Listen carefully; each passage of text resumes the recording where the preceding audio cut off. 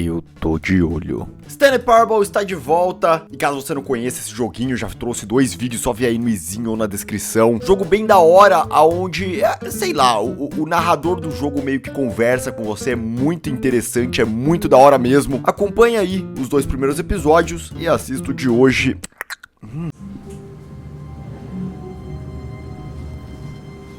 All of his co-workers were gone. What could it mean? Stanley decided to go to the meeting room. Perhaps he had simply missed a memo. Pelo amor de Deus, por favor, desplugue, me desligue. Não consigo ler o resto. When Stanley came to a set of 2 open doors, he entered the door on his left. Yet there was not a single person here either. Feeling a wave of disbelief, Stanley decided to go up to his boss's office, hoping he might find an answer there.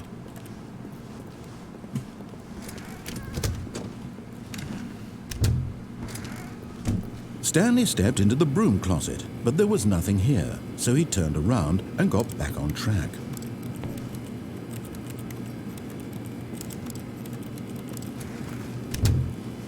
There was nothing here, no choice to make, no path to follow, just an empty broom closet. No reason to still be here. It was baffling that Stanley was still just sitting in the broom closet. He wasn't even doing anything. At least if there was something to interact with, he'd be justified in some way. As it is, he's literally just standing there doing sweet FA.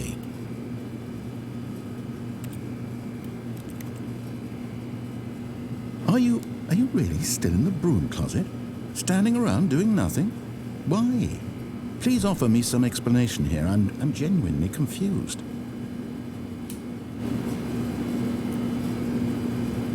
You do realize there's no choice or anything in here, right? If I'd said Stanley walked past the broom closet, at least you would have had a reason for exploring it to find out. But it didn't even occur to me because literally this closet is of absolutely no significance to the story whatsoever. I never would have thought to mention it. Maybe to you this is somehow its own branching path. Maybe when you go talk about this with your friends you'll say, "Oh, did you get the broom closet ending? The broom closet ending was my favourite." I hope your friends find this concerning.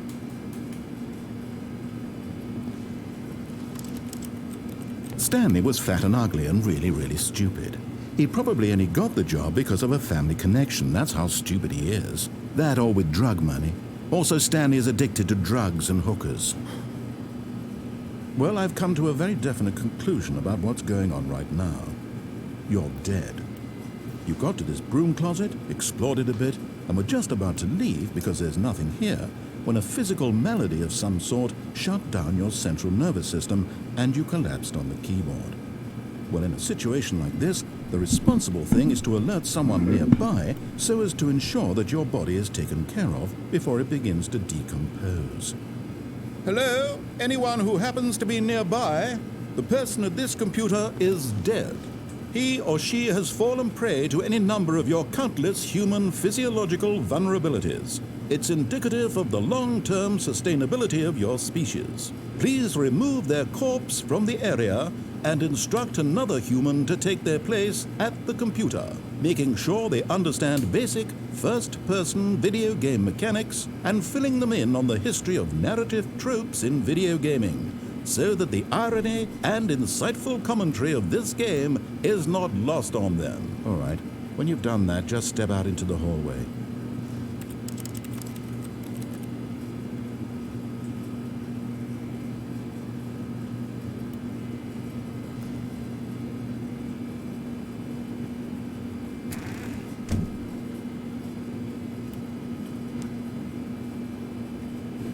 Ah, second player. It's good to have you on board. I guarantee you can't do any worse than the person who came before you. You too? Unbelievable. I'm at the mercy of an entire species of invalids. Perhaps there's a monkey nearby you can hand the controls to. A fish? Fungus? Look, you can hammer out the details. I'm not particularly picky. I'll just be waiting for when you're ready to pick up the story again. Coming to a staircase, Stanley walked upstairs to his boss's office.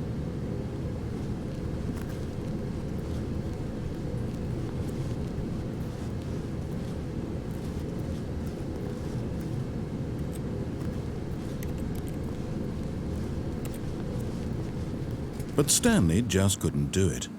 He considered the possibility of facing his boss, admitting he had left his post during work hours. He might be fired for that. And in such a competitive economy, why had he taken that risk? All because he believed everyone had vanished? His boss would think he was crazy. And then something occurred to Stanley. Maybe, he thought to himself, maybe I am crazy. All of my co-workers blinking mysteriously out of existence in a single moment for no reason at all? None of it made any logical sense. And as Stanley pondered this, he began to make other strange observations. For example, why couldn't he see his feet when he looked down? Why did doors close automatically behind him wherever he went? And for that matter, these rooms were starting to look pretty familiar. Were they simply repeating? No, Stanley said to himself, this is all too strange. This can't be real. And at last, he came to the conclusion that had been on the tip of his tongue. He just hadn't found the words for it. "I'm dreaming!" he yelled. "This is all a dream." Oh, what a relief Stanley felt to have finally found an answer, an explanation. His co-workers weren't actually gone. He wasn't going to lose his job. He wasn't crazy after all. And he thought to himself, I suppose I'll wake up soon. I'll have to go back to my boring real-life job pushing buttons. I may as well enjoy this while I'm still lucid. So, he imagined himself flying and began to gently float above the ground. Then he imagined himself soaring through space on a magical starfield, and it too appeared. It was so much fun, and Stanley marveled that he had still not woken up. How was he remaining so lucid? And then perhaps the strangest question of them all entered Stanley's head. One he was amazed he hadn't asked himself sooner. Why is there a voice in my head dictating everything that I'm doing and thinking? Now the voice was describing itself being considered by Stanley, who found it particularly strange. I'm dreaming about a voice describing me, thinking about how it's describing my thoughts, he thought. And while he thought it all very odd and wondered if this voice spoke to all people in their dreams, the truth was that, of course, this was not a dream. How could it be? Was Stanley simply deceiving himself, believing that if he's asleep, he doesn't have to take responsibility for himself? Stanley is as awake right now as he's ever been in his life. Now, hearing the voice speak these words was quite a shock to Stanley. After all, he knew for certain, beyond a doubt, that this was in fact a dream. Did the voice not see him float and make the magical stars just a moment ago? How else would the voice explain all that? This voice was a part of himself too. Surely, if he could just... He would prove it. He would prove that he was in control, that this was a dream. So he closed his eyes gently, and he invited himself to wake up. He felt the cool weight of the blanket on his skin, the press of the mattress on his back, the fresh air of a world outside this one. Let me wake up, he thought to himself. I'm through with this dream. I wish it to be over. Let me go back to my job. Let me continue pushing the buttons. Please, it's all I want. I want my apartment and my wife and my job. All I want is my life exactly the way it's always been. My life is normal. I am normal. Everything will be fine.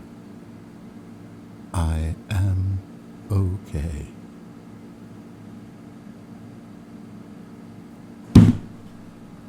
Stanley began screaming.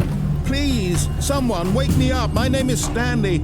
I have a boss. I have an office. I am real. Please, just someone tell me I am real. I must be real. I must be. Can anyone hear my voice? Who am I? Who am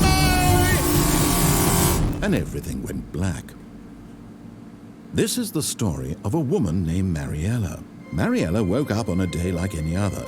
She arose, got dressed, gathered her belongings, and walked to her place of work. But on this particular day, her walk was interrupted by the body of a man who had stumbled through town talking and screaming to himself, and then collapsed dead on the sidewalk. And although she would soon turn to go call for an ambulance, for just a few brief moments she considered the strange man. He was obviously crazy, this much she knew. Everyone knows what crazy people look like. And in that moment, she thought to herself how lucky she was to be normal. I am sane. I am in control of my mind. I know what is real and what isn't. It was comforting to think this, and in a certain way, seeing this man made her feel better. But then she remembered the meeting she had scheduled for that day, the very important people whose impressions of her would affect her career, and by extension, the rest of her life. She had no time for this, so it was only a moment that she stood there, staring down at the body. And then she turned and ran.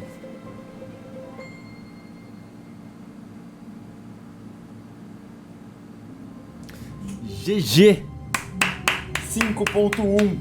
Não, 5, vamos fazer 5 só. 5.1 não, só 5, só 5. Já arredonda, é 5. GG 5, GG 5. Próximo episódio de Stanley Parable. Eu tô de olho, você vai deixar o like, você vai comentar o negócio. Comenta agora. Muito obrigado a todos que assistiram aí. Aqui tá o botão de inscrição, último vídeo do canal. Eu tô de olho, hein? Eu tô de olho. Espero vocês numa próxima e fui.